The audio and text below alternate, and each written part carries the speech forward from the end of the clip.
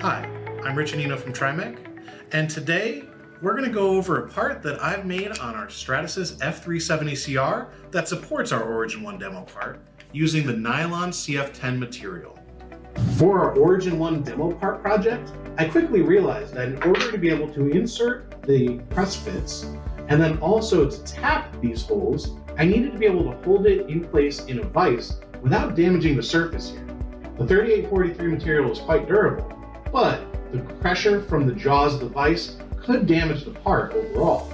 So, in order to avoid that, I designed and printed our soft jaws.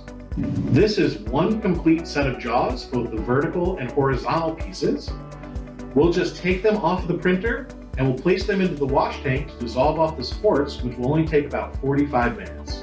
After that, we'll rinse them off, we'll let them dry, and we're ready to use them shortly after. We use the F370CR because the nylon CF10 material is durable and incredibly rigid, and we know it can handle the force of the jaws of that vise closing on them, while also not damaging the surface of our Origin 1 part.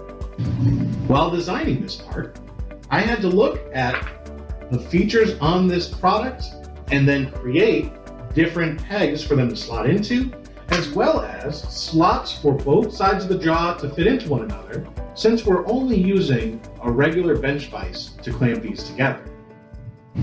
This allowed the parts to stay together with a little bit of looseness that we can use, but at the same time they won't fall apart when you open the vise.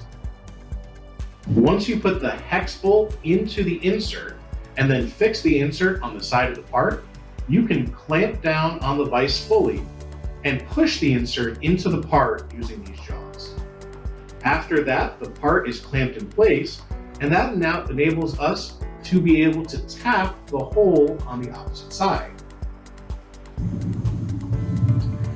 After we've done that for side one, we take out our second set of jaws, which turns the part perpendicular to the current plane that we're looking at, and we can do the process again, since we have two holes that need to be tapped and two holes that need inserts. This nylon CF10 material is a fantastic manufacturing option, and we know that it will hold up for this type of application considerably well, and you'll be able to use it on your manufacturing floor day in and day out.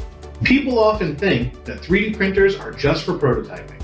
That's not true anymore with machines like the Origin 1 and the F370CR, which specializes in printing this nylon CF10 material, in addition to a handful of materials that we've already had on our lineup for quite some time.